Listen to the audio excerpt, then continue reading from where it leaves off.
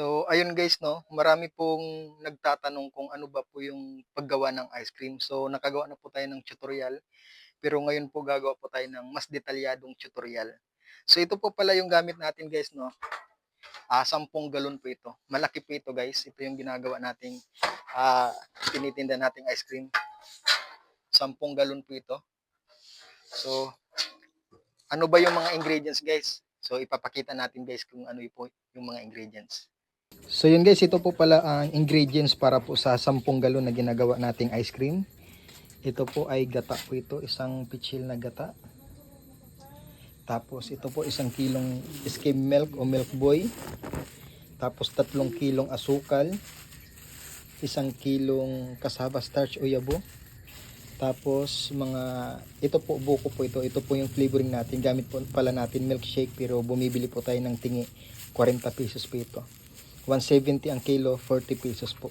Buko flavor tayo bukas. At saka kailangan po natin ng condense. So, ito lang guys yung ingredients natin. So yun guys no. Una po, yung gagawin po natin ay yun na po natin muna yung gata. Yan. Ito po pala yung gata guys no na pinakayod na natin at pinapiga. So isang pitsil po ito no. Unahin po natin yung gata.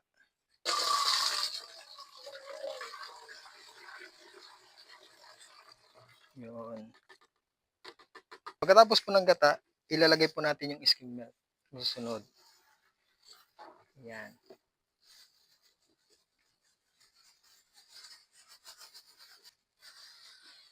Pagkatapos po, ilagay na natin yung 3 kilong asukal. 3 kilong asukal guys.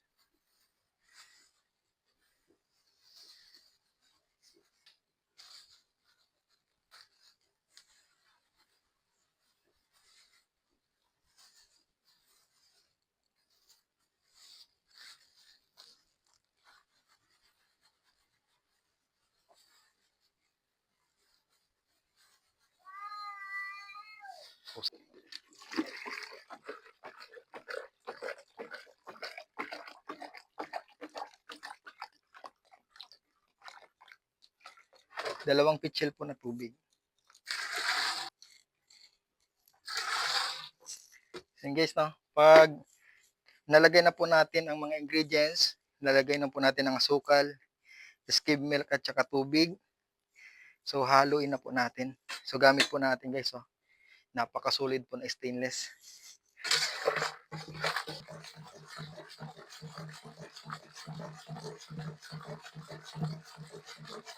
So guys, no, pag nahalo na po natin ang mga ingredients, so yung susunod po magluluto na po tayo ng cassava starch o tinatawag din po natin na yabo.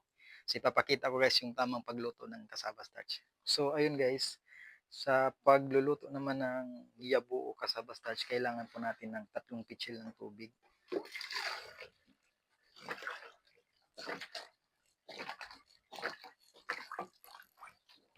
Isa, dalawa, tatlo.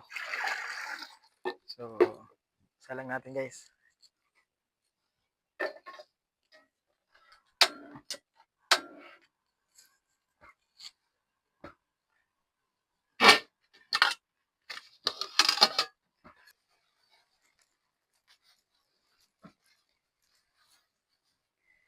Isang kilong cassava starch, hahaluin guys. Tutunawin po sa isang pitsil din na tubig.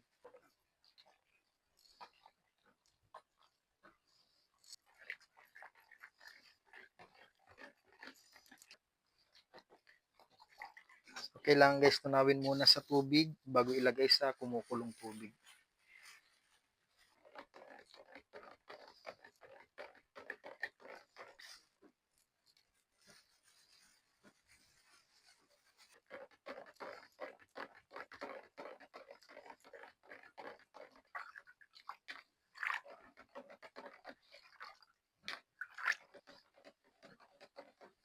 So yan guys, kumukulo na guys. So ganyan pala guys. Ganyan kalakas yung kulo ng natin. Tapos yung tinunaw natin na yabo, Lagay po natin. Yan. Halo-halo.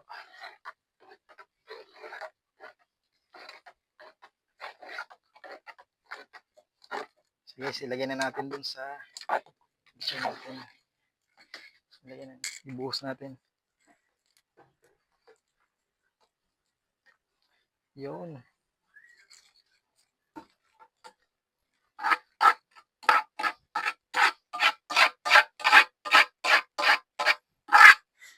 Balukay. Sige, ito.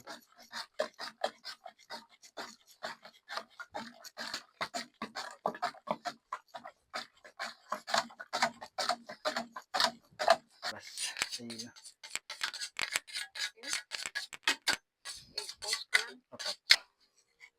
So yun guys, ito po yung inalo-halo nating lahat na ingredients guys. Andito na po lahat. So nakikita niyo po ba na may hilo? So dito po natin ilalagay.